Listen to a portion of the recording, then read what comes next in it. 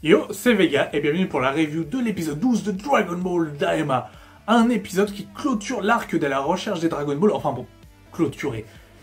C'est une chose facile à dire, mais ça ne clôture pas forcément l'arc, puisque de toute manière, il y aura toujours Goma, enfin il y aura toujours pas mal de choses. On va y revenir. Il y a toujours deux parties, enfin trois parties. Il y a la partie sur Goma, il y a la partie sur les Majin et Aritsu, et la partie Vegeta et la deuxième Dragon Ball. On va commencer par les Majin, puisque ça a commencé plus ou moins pareil avec les Majin. Le Majin Buu continue à affronter le premier Tamagami. Il commence à faire jeu égal, on se dit, bon, il va peut-être pas gagner, il va peut-être perdre, on ne sait pas. Mais à un moment donné, il refuse le combat. Il dit non, j'arrête de me battre. Je veux du chocolat. Et Majin Buu dit, attendez, je vais en acheter. Majin Buu est très important. Enfin, très important. Majin Buu et Majin Buu se complémentent très bien. Je trouve ça très bien, je trouve que l'aspect des Majin était très intéressant. Le combat était pas si stylé que ça au final, le combat de Majin, bon, ils utilisent plus des Kikoa qu'autre chose. Mais en tout cas, Majin Buu se défend très bien. Après, une fois qu'il a bouffé le chocolat, il arrive à battre le premier Tamagami, qui est plus fort que le Tamagami numéro 2.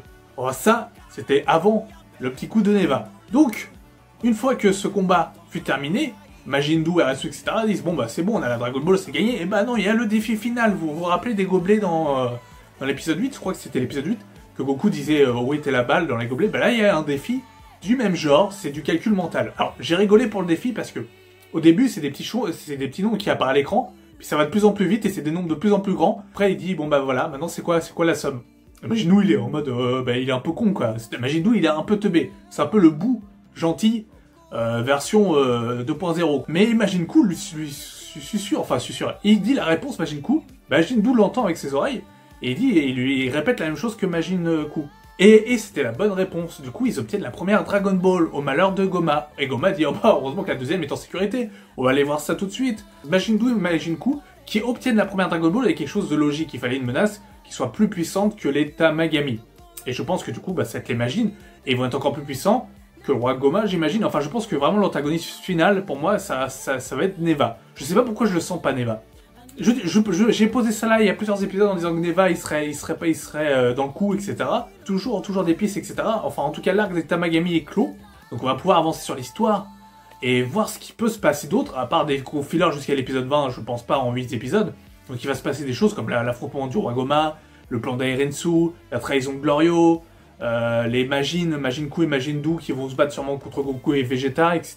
et Piccolo. En tout cas, j'ai bien aimé cette partie-là. La partie défi final était très marrante et j'ai trouvé ça très amusant. C'est des défis what the fuck à la Dragon Ball. J'aime bien, franchement, je kiffe. Voilà, on va passer à Vegeta, qui d'ailleurs a été bouffé par le Kraken, mais il a réussi à se cacher. Il se transforme en Super Saiyan 2 et il fait jeu égal avec le Tamagami. Mais Neva ne voit pas ça d'un bon oeil. Il fait bon bah vu qu'ils aiment bien se battre, on va améliorer le Tamagami. Et t'as Glorio qui dit mais qu'est-ce que t'as fait? Il fait oh bah ils aiment bien se battre, du coup je leur ai donné un coup de pouce.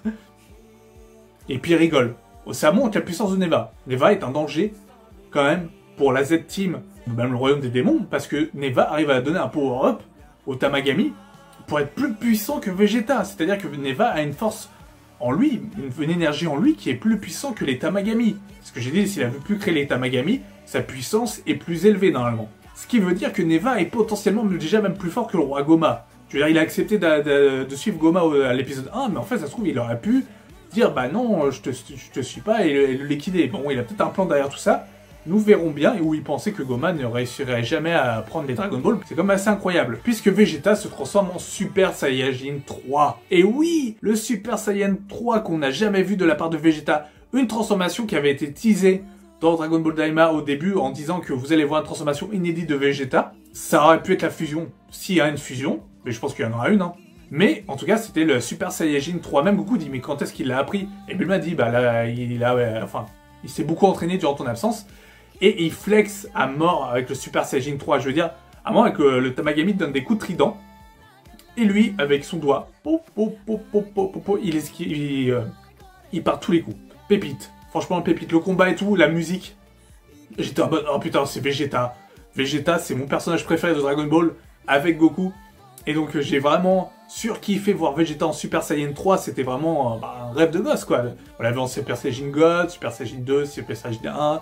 Super Saiyan Blue, enfin dans toute la saga, enfin bref, en comptant Dragon Ball Super, bien évidemment, on l'a vu dans toutes ses formes.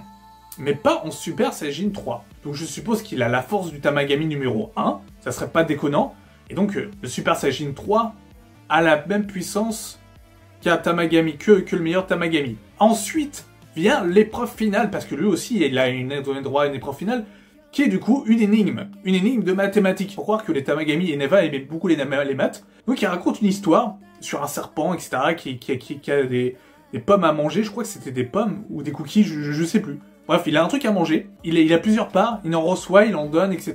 Bref, c'est une énigme. Mais au final, il en a mangé combien? Bulma il fait merde, c'est vrai, Vegeta il est pas fort pour ces énigmes et pour ce genre de choses. Goku, tu vois, on compter sur ses doigts, etc. comme il faisait avant. Et Vegeta fait bah 0.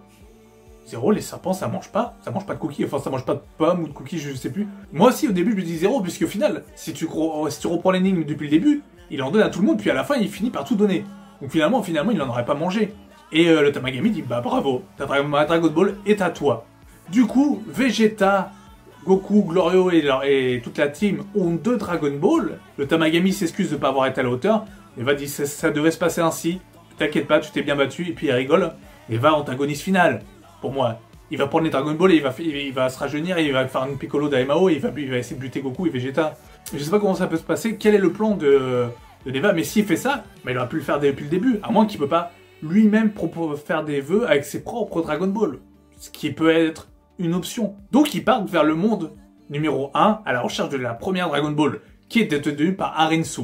Donc il ne reste plus que Goma. Goma qui est une menace qui est de moins en moins menaçant. Il fait que être crispé en disant putain merde ils sont là, ils ont déjà la Dragon Ball, comment ça se fait? Ils ont battu les Tamagami, on n'est pas à la hauteur, etc.